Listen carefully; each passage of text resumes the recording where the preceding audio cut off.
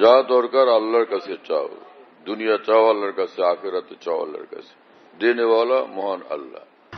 একদলের মুশরিকিন যারা, ওরা বলে যে কি জানি ওদের নানান খোদা আছে, তারা দেয়, তাই না?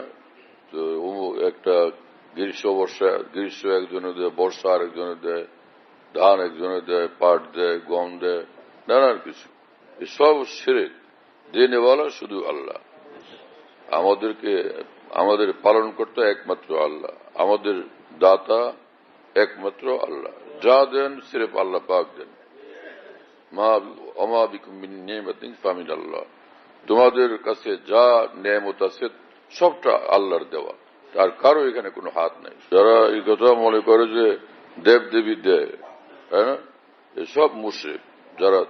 যারা ওই শিরক যার কারণে ঈমান ধ্বংস হয়ে যায় এবং সে কাফের হয়ে যায়, মুশরিক হয়ে যায় এবং চির জাহান্নামী হবে।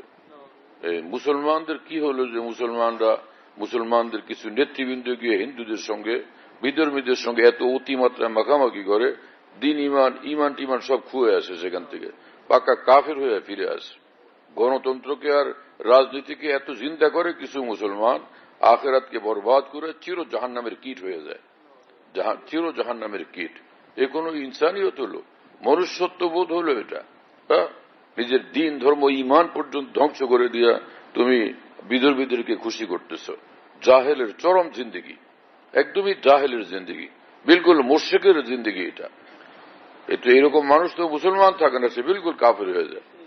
দুর্গায় দিছে, দেবীতে দিছে, তাই না? কি সব কথাবার্তা এগুলো! আল্লাহ তাআলা হেফাজত করেন। আর যখন রাষ্ট্রীয় নেতৃবৃন্দ এরকম সীমা লঙ্ঘন করার শিরকে কুফরে আক্রান্ত হয়, মানুষের উপর এটা প্রভাব পড়ে। এর দ্বারা তো মানুষ বরবাদ হয়।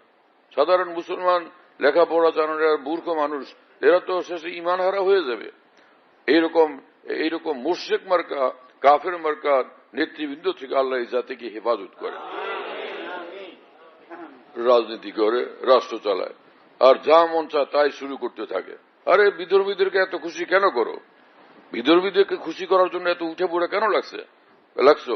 অত খাওয়ান তো আল্লাহ তাআলা, পালেন তো আল্লাহ তাআলা, ক্ষমতার মালিক তো আল্লাহ তাআলা। যে আল্লাহকে রাজি করো, আল্লাহকে খুশি রাখো, আল্লাহকে ভয় করো। আল্লাহকে বাদ দিয়ে মাখলুকের পিছনে ছুটাছুটি করতেছ, এর রেজাল্ট হলো শুধু লাঞ্ছিত হওয়া, অপদস্থ হওয়া, বেইজ্জত হওয়া, দুনিয়াও খুয়ানো, আখিরাতও খুয়ানো। এসব রাস্তা থেকে ফিরে আসা চাই। এক আল্লাহর উপর জীবনকে উৎসর্গ করো, রাজনীতি করো দিন ইমানের হেফাজতের সাথে। রাষ্ট্র পরিচালনার দায়িত্ব পাইলে সেখানে প্রথম আল্লাহর প্রতি কৃতজ্ঞ হও, আল্লাহর শুকর গুজারি করো, আল্লাহকে ভয় করো, আল্লাহর হুকুমের উপরে জীবনকে পরিচালনা করো এবং দেশের মানুষকে আল্লাহর হুকুম মোতাবেক পরিচালনা করো। কি যে নিজের মন যা চায় তাই বলতে থাকো, তাই করতে থাকো, এরকম মাস্তানি করার জন্য ক্ষমতা না। যা খুশি তা করার জন্য পাগলের মতো ক্ষমতা না। ক্ষমতার শুকর আদায় করো।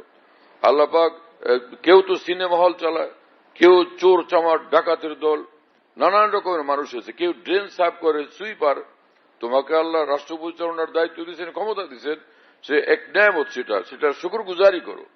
এইভাবে যে ইনসাফের সাথে নিজে চলো, ইনসাফের সাথে পরিচালনা করো, আর দিন রাত আল্লাহ পাকের কাছে শুকর গুজারি করো, কৃতজ্ঞতা প্রকাশ করো।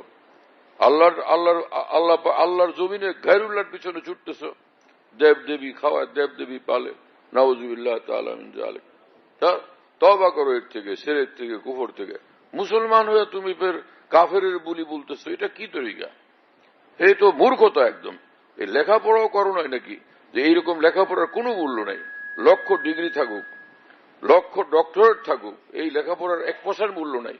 কারণ নিজের কল্যাণ অকল্যাণ, নিজের মঙ্গল অমঙ্গল বুঝতে পারতেছ না। এর রেজাল্ট যে দুনিয়ার বরবাদী আর আখিরাতের বরবাদী, আর চিরদিনের জন্য জাহান্নামের কীট হওয়া লাগবে, এতটুকু বুঝ থেকে তুমি মারুম। তোমার কোনো জ্ঞান নেই, বুঝ নেই, বুদ্ধি নাই, অজ্ঞান তুমি, মূর্খ তুমি।